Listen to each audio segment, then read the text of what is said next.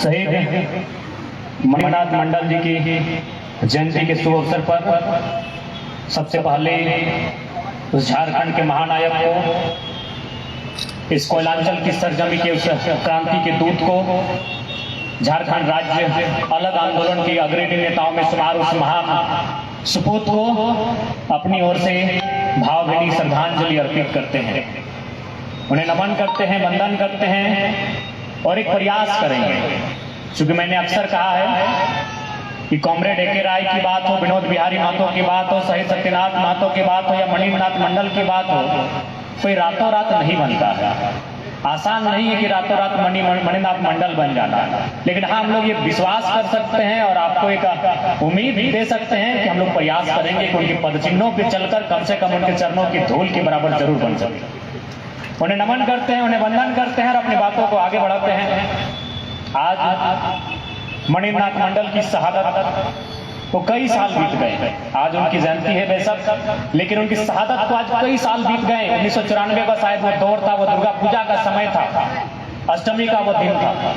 यानी इसका मतलब स्पष्ट है, चाहे होली हो, दिवाली हो, ईद हो या दुर्गा पूजा हो, तीज त्योहार हो, हमारे लोगों ने हमेशा संघर्ष के रास्ते को चुना है। क्योंकि सम्मान से बड़ा कुछ भी नहीं होता है, चाहे पर्व हो या त्योहार हो।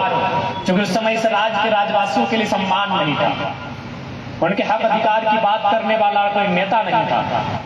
इसलिए आज बेशक उनकी शहादत को 30 वर्ष बीत गए हैं, लेकिन हमें लगता है उनके आदर्श, उनके विचार और उनकी क्रांति आज भी जिंदा है। और आज हमें यह भी लगता है, क्योंकि आज जब हम लोग मणिनाथ मंडल को याद करते हैं, जब हम लोग विनोद बिहारी महतो, कॉमरेड ए.के. राय, नेपाल रवानी, रसिक हांसदा, शहीद सत्यनाथ महतो को याद करते हैं, तो बहुत सारे लोग कहते हैं कि नहीं, आप लोग झारखंड और गैर झारखंडी बाहरी भीतरी की बात करते हैं। तो चूंकि हमें लगता है कि हम धनबाद में जहाँ खड़े हैं, यहाँ हमारे अगल बगल बहुत सारे उत्तर प्रदेश, बिहार, मध्य प्रदेश के निवासी भी रहते हैं, पश्चिम बंगाल, गुजरात के भी निवासी रहते हैं। ये शहर है, और जो आपके अंदर एक भ्रांति फैलाई गई है कि हम लोग बाहरी भीतरी की बात करते हैं, बाहरियों को खदेड़ने की बात करते हैं, तो मैं थोड़ा सा एक स्टैंड को आपको बताना चाहता हूँ।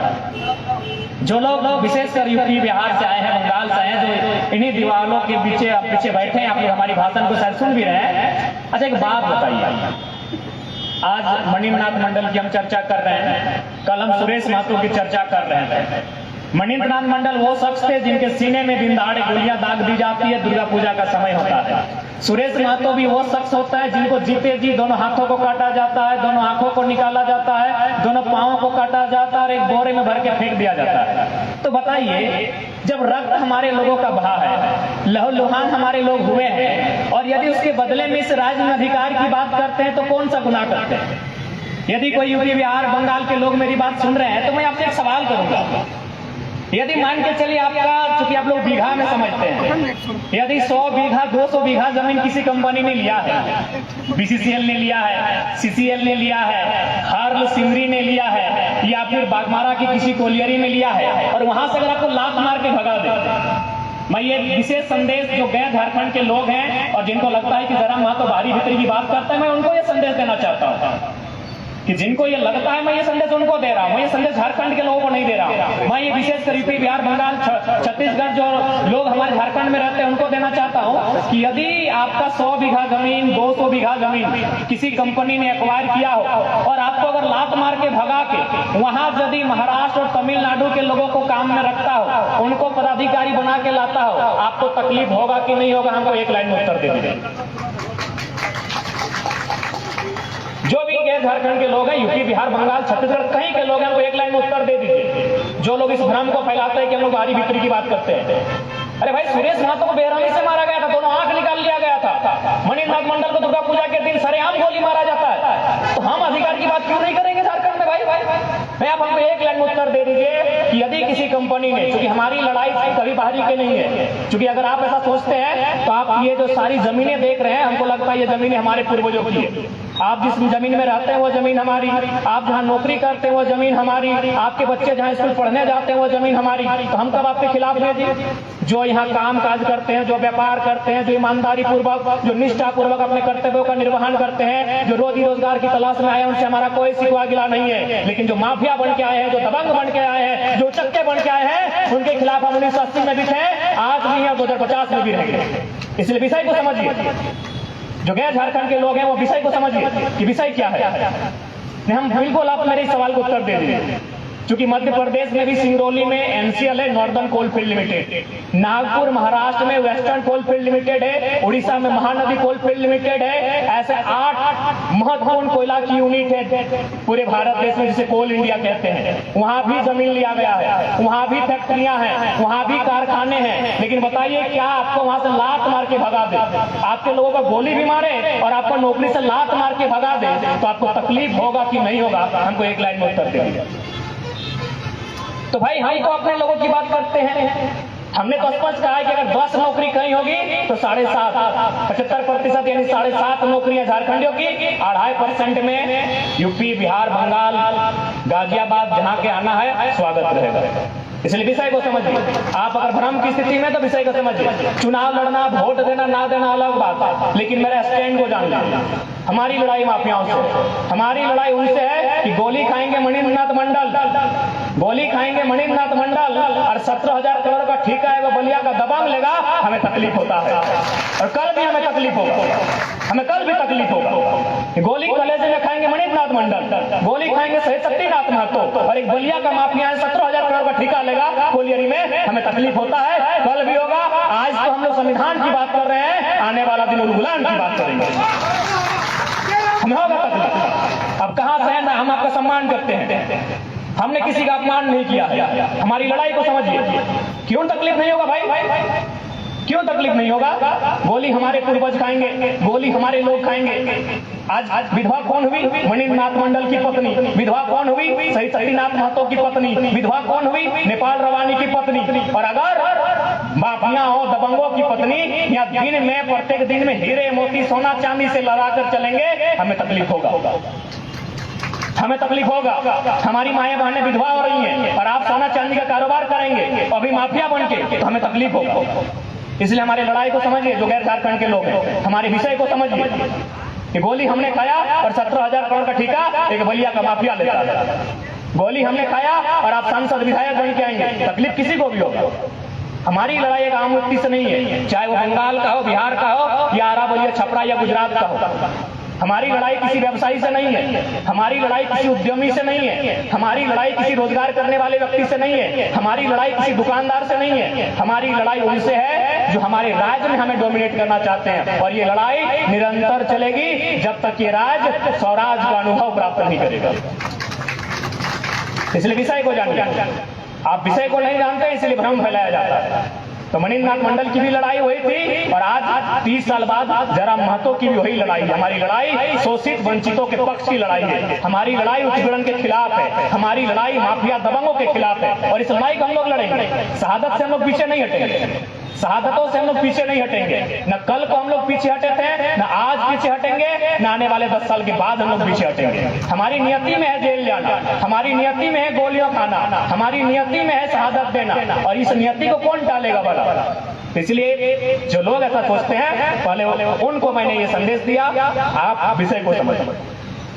पुनः हम आपके आज के विषय में वापस आएंगे। मणिन्द्रनाथ मंडल, चूंकि जैसा मुझे जानकारी है, मणिन्द्रनाथ मंडल जी जिस समय उनकी शहादत हुई थी, जब उन्होंने शहादत की गति को प्राप्त किया था, वो धनबाद जिला से झारखंड मुक्ति मोर्चा के जिला अध्यक्ष थे। तो सबसे पहले मैं तमाम मीडिया के स्रोत के माध्यम से राज्य की सरकार श्रीमान हेमंत सोरेन तक ये संदेश पहुंचाना चाहूंगा कि कभी अगर आपको समय मिले, फुर्सत मिले, तो मैडम कल्पना सोरेन की चिंता से बाहर आइए और आज आके मंडल जी की जो अर्धांगिनी है उनके सुख दुख को जानिए और इन्हें शहीद का दर्जा देने का काम करिए। आपका जिला अध्यक्ष है भाई, आपकी पार्टी का जिला अध्यक्ष रहते हुए शहादत दिया है। इसलिए हम आपसे आग्रह करेंगे माननीय मुख्यमंत्री महोदय कि समय मिले तो कभी बसंत सोरेन और अपनी अर्धांगिनी जिनको विधायक बना दिए गांडे से 10 करोड़ फूक दिए राज्य की संपत्ति को, पूरा सिस्टम को लगा दिए चुनाव लड़ने में। चलिए अच्छी बात है, आप राजा साहब हैं तो हमें क्या भाई, आपका दौर है, लेकिन कम से कम अगर फुर्सत मिले तो मणिनाथ मंडल के परिवार से भी मिलिए, और परिवार से मिलिए नहीं, ये आपके जिला अध्यक्ष हैं, इनको अविलंब शहीद का दर्जा मिले और साथ ही साथ विधानसभा के परिसर में इनके स्टेचू लगना चाहिए। आपके जिला अध्यक्ष रह चुके हैं, जो मूर्ति गार्डन आपने बनाया है वहां इनकी पूरी मूर्ति स्थापित होनी चाहिए। आज अभी सुने शहीद सुनील महतो जो आपके पार्टी के सांसद रहे हैं, शायद वो मुख्यमंत्री बनते, श्री गुरु जी समय जेल जा चुके थे, यानी वो मुख्यमंत्री का चेहरा बन रहे थे, उनकी हत्या की जाती है, उनकी बेटी की मृत्यु हो जाती है। पता नहीं आप कहाँ हैं, क्या आपने खबर भी लिया है कि नहीं पता नहीं, या फिर अपने परिवार को लेकर केवल व्यस्त है। तो इसीलिए बड़ा दुर्भाग्य है कि ये मणिनाथ मंडल के रक्त से सिंचा गया झारखंड है। ये तमाम विनोद बाबू के नेतृत्व का ये धरती है जहां कॉमरेड ए.के. राय गुरु जी का ये दौर रहा है, उस दौर के मणिनाथ मंडल साथी रहे हैं। तो आज अगर इस मेहनत से अगर इस राज्य को सिंचा गया है तो कम से कम इस राज्य को बनाया क्यों गया था, उस पर चिंतन मंथन करने की आवश्यकता है। इस राज्य का निर्माण केवल 81 विधायक अलग करने के लिए हमने नहीं बनाया था। इस राज्य का निर्माण केवल 14 लोकसभा का चुनाव, 14 मेंबर ऑफ पार्लियामेंट के लिए हमने अलग नहीं किया था। इस राज्य का निर्माण हमने 24 अलग डीसी बनाने के लिए नहीं किया था। इस राज्य का निर्माण हमने 3.5 करोड़ की जनमानस के लिए किया था। और आज इस 3.5 करोड़ जनमानस पलट के ये पूछ रहा है कि इस राज्य में हम है कहां, हमारी शिक्षा व्यवस्था क्या है, हमारी स्वास्थ्य व्यवस्था क्या है, हमारे रोजगार का दर क्या है, और हमारे जो इस राज्य का ग्रोथ है वो कहां है। तो आज इस राज्य के जनमानस 3.25 करोड़ से 3.5 करोड़ के आसपास जो दौड़ चली है, आज ये सवाल कर रही है कि हमने 81 विधायक बनाने के लिए इस राज्य को अलग नहीं किया था। इसलिए आज हम ये संदेश देना चाहेंगे। और साथ ही साथ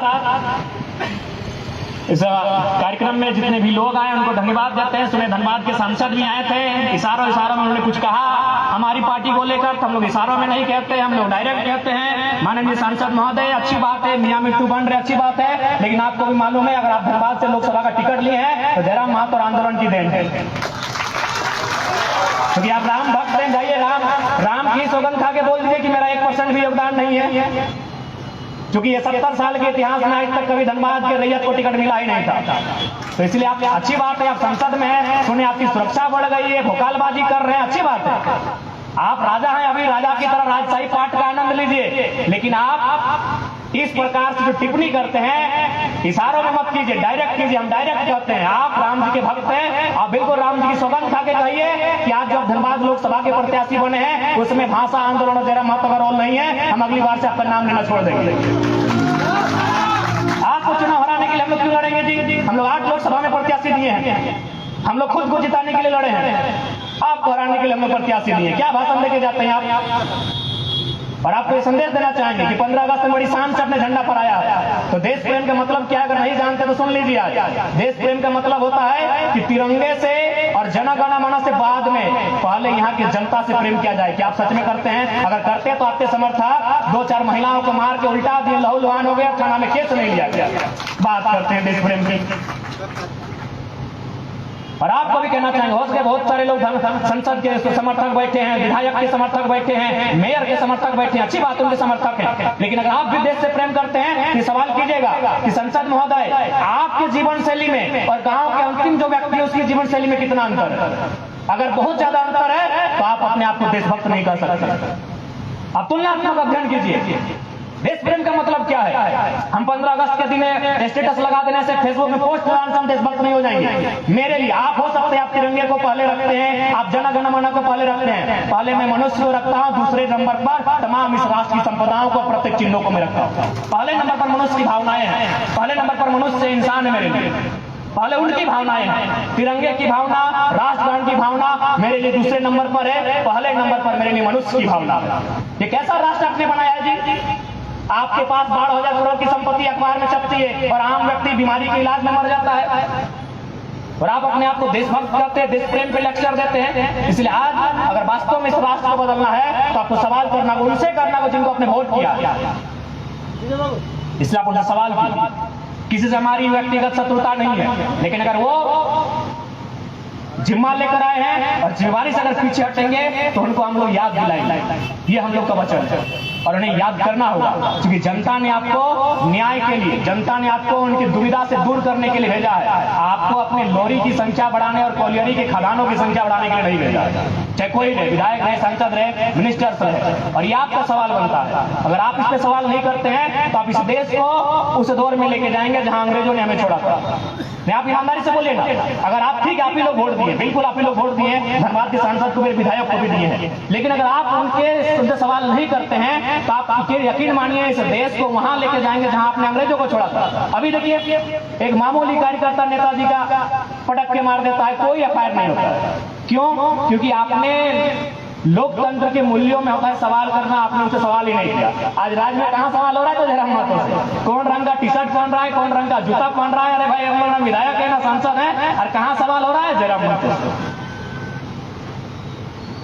सवाल जहां होना चाहिए, वाजिब सवाल वहां की, नहीं तो आप इस देश की लोकतंत्र के मूल्यों को आप वहां लेकर जाएंगे जहां से अंग्रेज हमें छोड़ के गए। देख लीजिए, अब सीधा बात, अगर मेरी लड़ाई राजकुमार मंडल से होगी तो बात बनेगा, एफआईआर भी लॉन्च हो जाएगा, डीसी भी एक्शन लेंगे, वीडियो भी एक्शन लेंगे। लेकिन आप ईमानदारी से कहिए, अगर राजकुमार मंडल या सुशील मंडल या दीपक रवानी या रिजवान साहब का अगर झगड़ा किसी सांसद के प्रत्याशी से, किसी सांसद के प्रतिनिधि से हो जाएगा, कहां एफआईआर लॉन्च होगा? हम किस देश का निर्माण कर रहे हैं? हम किस लोकतंत्र का निर्माण कर रहे हैं? ईमानदारी से आप जितने लोग बैठे वही लोग बताइए कि अगर हमारा सामना आमना किसी वीआईपी पर्सन से हो जाए तो क्या एफआईआर लॉन्च होगा? क्या एफआईआर लॉन्च होगा? नहीं होगा। क्यों? ना आपने सवाल नहीं किया, आपने केवल वोट दिया, आपने सवाल नहीं किया। जी नहीं, इसी मंच में आपने बुलाया, इसी मंच में 2 मिनट सवाल कीजिए कि इस विषय पे आपका क्या कहना है, चर्चा है, आपको सवाल का उत्तर देना होगा, क्योंकि आप रिस्पॉन्सिबल जगह पर आपने सवाल नहीं किया, इसीलिए भावनाओं भर के चुनाव जीत रहे हैं। कोई धर्म के नाम पे, कोई भूत के नाम पे, कोई भगवान के नाम पे, कोई पाकिस्तान के नाम पे, मुद्दों पे चुनाव लड़ने वाला कोई नहीं। इसलिए हम लोग एक नया शुरुआत करेंगे, चुनाव मुद्दों पे लड़ेंगे, और अगर आपको अच्छा लगे तो सपोर्ट करना है, नहीं लगे तो नहीं करना है। क्योंकि हम लोग राजनीति करना हमारी महत्वाकांक्षा नहीं, आकांक्षा है, महत्वाकांक्षा नहीं। अगर महत्वाकांक्षा होती तो इनके साथ साथ हम भी संसद भवन में रहते और शपथ ले रहे होते। ऐसे भी देख रहे हैं, असम के सीएम डायरेक्ट बोलने लगे चाय में बैठे। सोचिए चर्चा हमारा कहाँ है। अगर जरा भी हमको अपने लिए कि नहीं सांसद विधायक बनना है तो असम के सीएम अब डायरेक्ट बोलने लगे कि जयराम से हम चाय पीना पसंद करेंगे। मामूली आदमी तो है नहीं भाई, असम का सीएम है, चाय पीने चाहते हैं हमसे, तो समझ लीजिए कि हम लोग का कद अभी कहाँ है। हाँ, आपके आशीर्वाद से ही है, आपके सहयोग से ही है। लेकिन अगर आज हम लोग विधायक संसद बनने की अगर महत्वाकांक्षा रखेंगे तो इस विधानसभा के चुनाव में आराम से 5 गो लड़का को हम विधायक बना के सदन में होंगे। लेकिन हम इस तरह तो बात नहीं कर पाएंगे, हम इस तरह सवाल तो नहीं कर पाएंगे, इस तरह हम उनसे हिसाब नहीं मांग पाएंगे। इसलिए हम चाहते हैं हम लोग स्वतंत्र होकर वहां जाए। अगर हम लोग सदन में जब भी जाए स्वतंत्र होकर जाए। इसलिए हम लोग का पार्टी का प्रोटोकॉल भी हम लोग कुछ नया बनाए हैं कि हमारी पार्टी से जो चुनाव लड़ेगा बाकायदा उसे लिख कर देना होगा कि अपने जिले के बाहर कहीं एक ही जमीन नहीं खरीदेगा। आप अपने आप को कहते हैं गरीबों का मसीहा, और गरीबों का मसीहा बोलते बोलते पूरा राज्य में 5-5 एकड़ जमीन खरीद के बैठे हैं। वाह, ऐसा गरीब भाव कोई हम भगवान से प्रार्थना करते हैं, हर गरीब ऐसा ही। अभी भी बोल रहे मजदूरों का बेटा, और हर एक कोलियर में 50% का पार्टनरशिप है, और अभी भी हम लोग मजदूरों का ही बेटा है। जो भी सांसद लोग हैं हर एक कोलियर में 50% का पार्टनरशिप है, और अभी भी बोलते हैं मजदूर का बेटा है। हद है भाई, और लोग मान भी जाते हैं, उससे बड़ा हद है, लोग मान भी जाते हैं। इसलिए जो भी बातें चाहे जयराम महतो को लेकर सोशल मीडिया में पूछा है, चाहे विधायक को लेकर आए या सांसद को लेकर आए या मंत्री को लेकर आए, आप महात्मा बुद्ध क्या कहते थे कि किसी भी बात को इसलिए मत मानो कि ऐसा सदियों से होता आया है। किसी भी बात को इसलिए मत मानो कि बोलने वाला कोई महापुरुष है। किसी भी बात को इसलिए मत मानो कि बोलने वाला बहुत ही विद्वान है। उस बात को अपनी विवेक की कसौटी पे तोलो, उसके बाद मानो कि हाँ ये बात मानने लायक है कि नहीं। जो धर्म की बातें करें, धर्म 1000 साल पहले उनकी किताब है, 2000 साल 4000 साल पुरानी किताबें हैं। उनको मालूम था कि मोबाइल आएगा, उनको मालूम था कि इंडिया डिजिटल होगा, उनको मालूम था भाई। आज से पहले जिन धार्मिक ग्रंथों को लिखा गया है, क्या किसी में माइक्रोफोन का, किसी में मोबाइल का, किसी में एंड्रॉइड का, किसी में एप्पल का जिक्र है भैया? तो ये महात्मा बुद्ध कहते हैं कि किसी भी बात को इसलिए मत मानो कि ऐसा सदियों से होता आया है, ऐसा हजारों सालों से हो रहा है, बोलने वाला विद्वान है, बोलने वाला महापुरुष है। नहीं, उस बात को अपने विवेक की कसौटी में तोलो। अगर जरा महत्व को लेकर कुछ चल रहा है तो अपने विवेक की कसौटी पे तोलो कि हाँ जो चल रहा है बात तो सही है कि नहीं है। आप अपने विवेक को शून्य कर रहे हैं, आप अपने विवेक को शून्य कर रहे हैं। हम थोड़ी करेंगे, अगर कोई मेरा महिमा मंडन कर रहा है तो आप भी मेरी महिमा मंडन करो। आप अपने विवेक की कसौटी पे तराजू पे तोलो कि हाँ जो हो रहा है उसमें सत्यता कितनी है। आज जो विधायक सांसद बोल रहे हैं हम गरीब का बेटा है, गरीब का बेटा है, गरीब का जितना बड़ा भैया खेत नहीं उनका बाथरूम है और आप बोल रहे हैं हाँ है। आप अपने विवेक को शून्य क्यों कर रहे हैं? मेरा ये सवाल है। वोट दीजिए, उन्हीं को दीजिए ना भाई। हम लोग की हैसियत भी नहीं एक बूथ में 20,000 दे पाएंगे। सुने हम लोग एगो 10,000 दिया था, देखो 20,000 दिया था। वोट उसी को दीजिए। लेकिन जो चीजें छनकर आ रही है उनको अपने विवेक की कसौटी में क्यों नहीं तोल रहे हैं? मणिन्द्रनाथ बाबू को केवल माला चढ़ाने से उनकी आत्मा को शांति नहीं मिलेगी। मणिन्द्रनाथ बाबू का विचार था शराब नहीं। आज सभी सांसद विधायक शराब दे के चुनाव लड़ते हैं। केवल इनको माला चढ़ाने से उनका विचार नहीं होगा। लीजिए जरा माता डंके की चोट में कह रहा है यदि भविष्य में कोई मेरे दल से अगर शराब दे के वोट लेगा तो अल्लाह थप्पड़ खींच के दीजिएगा, वोट भी नहीं दीजिएगा। अगर किसी नेता में हिम्मत है तो आके कहे मेरे नाम से भी मेरे कार्यकर्ता मणिन्द्रनाथ मंडल को मानेंगे, उनके विचार को नहीं मानेंगे तो क्या फायदा माला चढ़ने का। लीजिए एक विचार उनका बच्चों मणिन्द्रनाथ मंडल शराब के खिलाफ थे। हम एक विचार उनका अमल करके जाते हैं कि मेरे राजनीतिक दल से 2024 के चुनाव में विधानसभा में चाहे डुमरी रहे, चाहे टुंडी रहे, या सिंदरी रहे, या धनबाद झरिया रहे, अगर एक बूंद भी कोई शराब पिला के वोट मांगता है पहले थप्पड़ खींच के मारेगा और मेरी पार्टी को वोट मत कीजिएगा। है कोई नेता सामने लाइए। आज जयराम महतो सिंह का हालत इसीलिए खराब है, इसीलिए इनकी पतलून उतर रही है कि ये नए आइडिया के साथ आया है। बिल्कुल हम लोग घोषणा पत्र में लिखवाएंगे, अगर आपका आपके जिला से बाहर जमीन होगा अगले बार आप हमारे लोग ये भी लिखवाएंगे कि आपके ब्लड रिलेशन में किसी को चुनाव भविष्य में नहीं लड़ाएंगे। ऐसे अब यहाँ सांसद बने, अब भाई को शुरू कर दिए विधायक बनाने की तैयारी है। सामाजिक न्याय की बात करते हैं, गरीबों की बात करते हैं। बना अभी लोग गरीब है, बाकी लोग तो बाकी लोग तो कुबेर के घर से आया है, बाकी लोग तो कुबेर की संतान है ना। अभी लोग गरीब है किए कि नहीं? चर्चा शुरू हो गया ना। सांसद अब चलिए भाई को आप अपने घर में किसी को बिठाए और फिर सबसे ताजुब जनता का, उनकी मेंटेलिटी का है। और जनता कहेगी कि देश में बदलाव नहीं होता है, बदलाव के लिए तैयार नहीं है। आप पहले अपने आप से पूछिए कि आप कितना बदलाव के लिए तैयार है, कितना आप बदलाव के लिए तैयार है। आप अपने आप से पूछिए, आप स्वयं बदलाव के लिए तैयार नहीं है, आप बदलना ही नहीं चाहते हैं, आप उन्हीं चीजों को दोहराना चाहते हैं। तो इसलिए हम लोग उस युग का अंत करना चाहते हैं जो युग तानाशाही को जन्म दे। हम लोग उस युग का अंत करना चाहते हैं जो युग आज जिस प्रकार से आज के राजनेताओं का दौर चला है। इसलिए हम लोग आशा करते हैं, ज्यादा समय नहीं लेंगे। क्या करें हम लोग बात जब रखते हैं तो एक तो डॉक्टर ने मना किया, लेकिन क्या नहीं लगता है हम लोग का लाइफ ज्यादा नहीं है। आप एक बात स्पष्ट जान लीजिए, और कभी भी ऐसा न्यूज आपको आ सकता है कि हम लोग रहें कि ना रहें, बहुत डैमेजेस है। और सबसे ज्यादा अगर हमको मनाई है डॉक्टर का तो स्पष्ट है, क्योंकि मैं दिल्ली से आए, लंग्स में मेरा सूजन है अंदर से, मैंने एक छोटा सा मामूली घाव हो चुका है लंग्स में। अगर फिर हम अगर अपना हरकत ही डॉक्टर उसका हरकत बोलते हैं, अगर अपना हरकत नहीं छोड़े तो बहुत बड़ा बीमारी के लिए तैयार हो। तो पता नहीं आते। अब कल सुरेश महतो का कार्यक्रम था तो बोलना वहां भी बात रखे, तो भावनाएं हैं आखिर उस हम लोग भी करीब से देखे आंदोलनों को। हम भी शहीद आंदोलनकारी का बेटा है।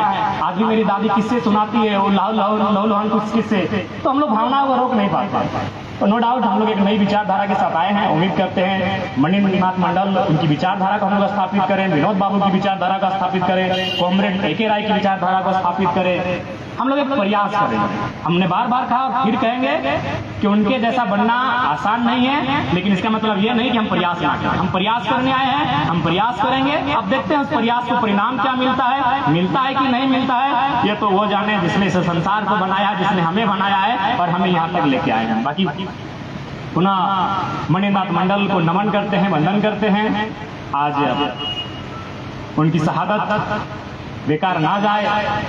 हम लोग प्रयास करेंगे इस राज्य में एक नई शुरुआत करने का, और लोकसभा के चुनाव से एक यहाँ शुरुआत भी हुआ है। जनता ने हम लोग को अच्छा आशीर्वाद दिया है। 8.5 लाख वोट मायने हैं। पूरे भारत देश के इतिहास में ऐसा अवसर आया है कि इंडिपेंडेंट कैंडिडेटों को इतना वोट मिला है, अभी सामूहिक रूप से। तो कहीं ना कहीं जनता ने जो विश्वास हम लोगों पे जताया है, हम लोग उस पर खरा उतरने के लिए भरकस प्रयास करेंगे। और इन्हीं बातों के साथ पुनः मणिन्द्रनाथ मंडल को नमन करते हुए, उन्हें वंदन करते हुए, और आज के इस कार्यक्रम में जितने लोग जुटे हैं उनको धन्यवाद धन्यवाद करते हैं। प्रेस मीडिया के लोग आए उनको धन्यवाद करते हैं, जितने पुलिस के जवान आए उनको धन्यवाद करते हैं, हमारे जितने समिति के लोग हैं इस कार्यक्रम के उनको धन्यवाद करते हैं, और जो भी लोग छत से, दीवार से, दुकान से, मकान से, जहाँ से सुन रहे हैं, जिनके जिनके कानों तक मेरी आवाज जा रही है, चाय की टपरी से, पान की गुमटी से, जहाँ से हमको जैसा सुन रहे हैं, उन सभी का धन्यवाद कि कम से कम आप सुन तो रहे हैं। सही ध्वनि